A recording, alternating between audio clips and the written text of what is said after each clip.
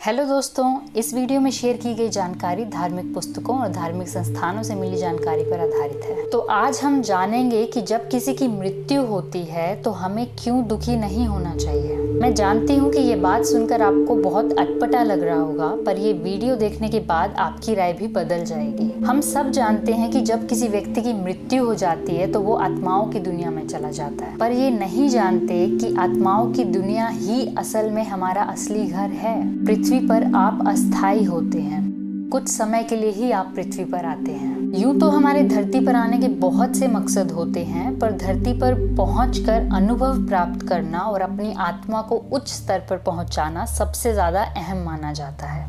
किसी की मृत्यु होने पर जब वो अपने असली घर जा रहा है तो आपको लगता है कि हमें उनके लिए रोने की आवश्यकता है।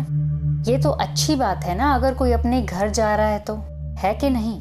जब भी हमारा कोई अपना इस दुनिया को छोड़कर चला जाता है तो हम बहुत रोते हैं, पर हम ऐसा क्यों करते हैं, क्या ये आपको मालूम है?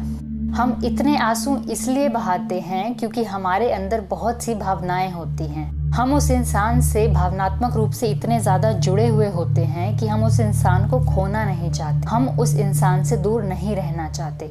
उनके जाने पर हमारी अंदर की भावनाएं नियंत्रण खो देती हैं, और ऐसा हम सब इसलिए करते हैं क्योंकि हमें ये बात मालूम ही नहीं होती है कि वो एक आत्मा थी जो धरती पर अपना मकसद पूरा करने आई थी और अब अपने घर वापस जा रही है। आप पहले से ही ये सब बातें जानते हैं, पर ये सब बातें आपके सचेत मन में ना होकर अचेत मन में होती हैं।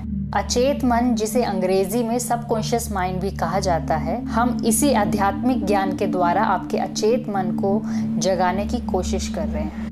तो अब से आप किसी की मृत्यु होने पर ज्यादा उदास ना हो। अगर किसी इंसान की मृत्यु कम आयु में हो जाती है तो ये भगवान की इच्छा अनुसार होता है। उन्हें आत्माओं की दुनिया में जल्दी वापस बुलाने के पीछे भी कोई कारण होता है जिसका ज्ञान हमें नहीं होता। जैसा कि आप पहले से जानते हैं और अक्सर बहुत से धार्मिक ग्रंथों में भी कहा गया है कि जो होता है आपके अच्छे के लिए ही होता है। ये बात बिल्कुल सच है। जीवन में सकारात्मक सोच रखना बहुत जरूरी होता है। अगर आप सकारात्मक सोच रखते हैं तो नकारात्मक बातों का आप पर कोई असर नहीं होगा। बस इस वीडियो में इतना ही। आपका कोई सवाल है इस टॉपिक से रिलेटेड तो आप कमेंट बॉक्स में पूछ सकते हैं। हम पूरी कोशिश करेंगे आपके हर सवाल का जवाब देने की। आप इसी तरह अपनी सोल को रेज करना चाहते हैं या और स्पिरिचुअल नॉलेज लेना चाहते हैं तो सब्सक्राइब कीजिए हमारे इस चैनल को और बेल आइकन को ऑन कर दीजिए। खुश रहिए एंड पॉजिटिव रहिए।